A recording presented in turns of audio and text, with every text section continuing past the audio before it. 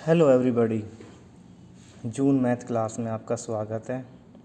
आज हम सोल्व करने जा रहे हैं practice paper class 6th class का मैथ्स का मिड टर्म एग्ज़ाम के लिए प्रैक्टिस पेपर 2022-23। तो इस प्रश्न पत्र में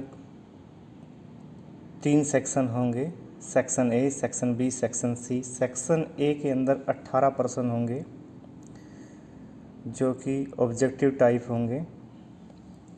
तो शुरू करते हैं। सेक्शन ए का फर्स्ट क्वेश्चन, 42,70,008 के लिए सही संख्या क्या है? 4 ऑप्शन दिए गए हैं। 42,70,008 के लिए देखते हैं पहला ऑप्शन। पहले ऑप्शन में देखते हैं तो हम ये इकाई, दहाई, सैकड़ा, यहाँ कोमा लगाएंगे, हज़ार, 10,000, लाख। तो ये 4,27,008 है, ये गलत ऑप्शन है। दूसरे ऑप्शन में देखते हैं इकाई, दहाई, सैकड़ा, यहाँ हज़ार, 10,000, लाख, 10 लाख। 42,70,080 है, जो कि ये आपका आंसर नहीं है। तीसरे ऑप्शन में देखते हैं इकाई, दहाई, सैकड़ा, हज़ार, 10,000, लाख, 10 लाख। 42,07,008, ये भी आपका ऑप्शन नहीं है। इकाई, दहाई, सैकड़ा, हज़ार, 10,000, लाख, 10 लाख। 42,70,008, तो आपका डी ऑप्शन बिल्कुल सही है। 42,70,008। तो इस तरह से लिखेंगे तो आपका ऑप्शन डी सही आंसर होगा। नेक्स्ट क्वेश्चन देखते हैं हम। दूसरा क्वेश्चन है जिसमें अथवा में दिया हुआ है, यानी कि दोनों में से एक करना है आपको। आकृति एक्स वाई जेड को निम्न रूप से में नहीं लिखा जा सकता। आकृति दी हुई है, ये एक्स वाई जेड एंगल दिया हुआ है, कोण है एक्स वाई जेड ये वाला, यानी कि वाई पे कोण बना हुआ है, तो कोण वाई लिख सकते हैं, ये बिल्कुल सही है।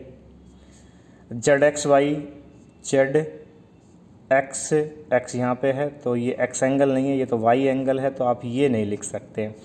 जेड वाई एक्स लिख सकते हैं और एक्स वाई पी भी हम इसको लिख सकते हैं, तो आपका ऑप्शन ये होगा, इसको हम नहीं लिख सकते।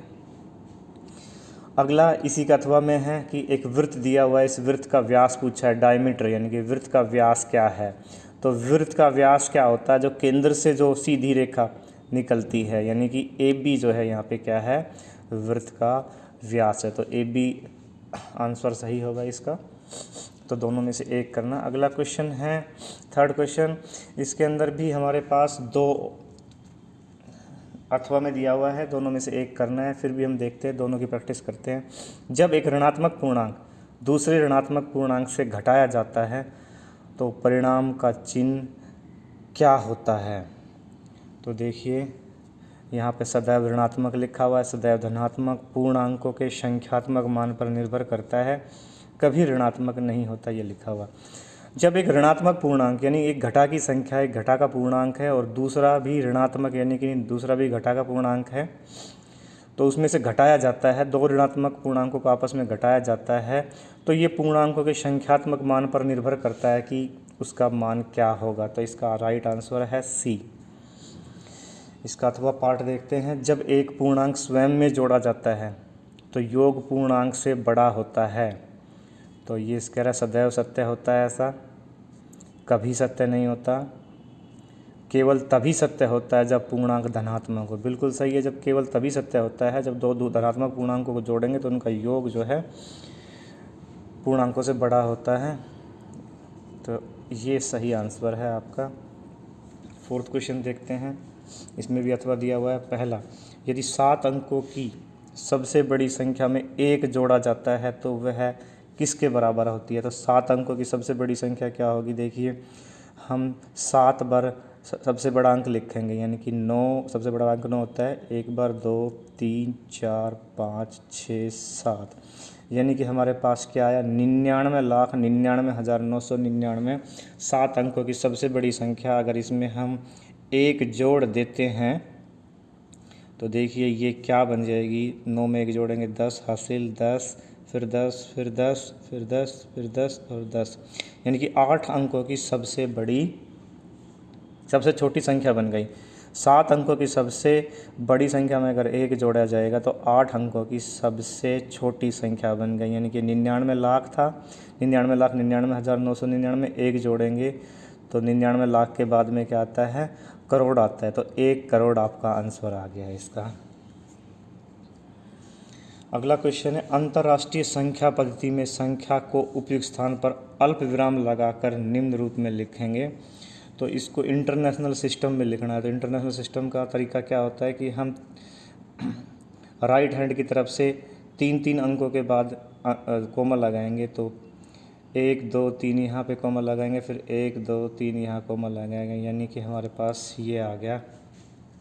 इसको बोलेंगे हम, ये हो गया हमारे पास 58 मिलियन और 695,673। तो इसका सही आपका आंसर क्या होगा?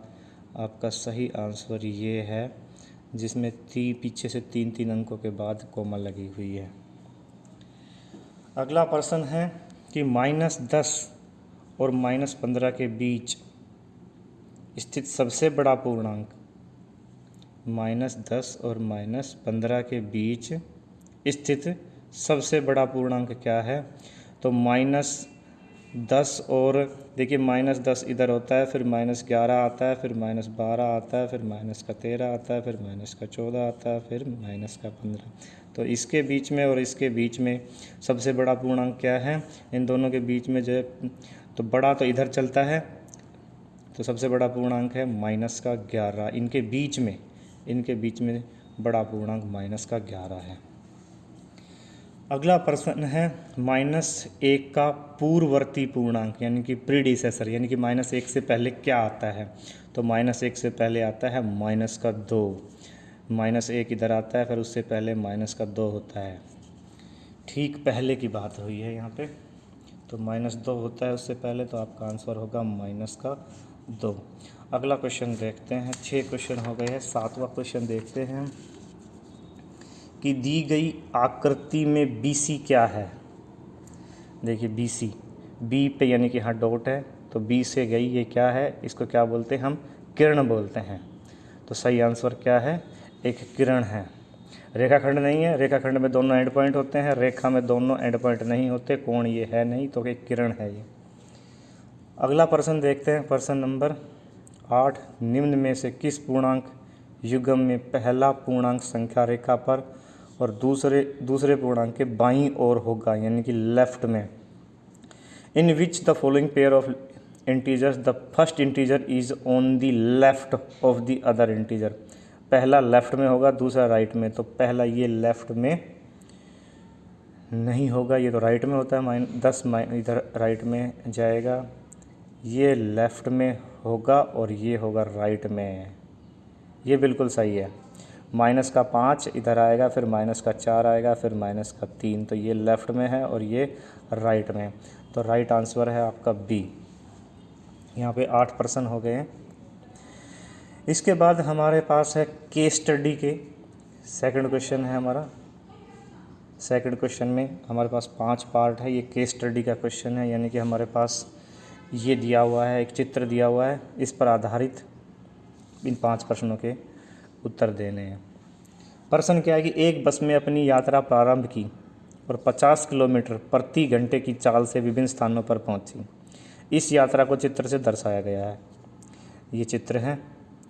पहला प्रश्न है कि A से D तक जाने में बस द्वारा तय की गई कुल दूरी क्या है? देखिए A यहाँ है, B यहाँ है, B यानी बस A से चली, B पे, फिर C पे, फिर D पे। यहाँ पे यानी कि पहले A से चली तो 4180 किलोमीटर की दूरी तय की B तक। B से C गई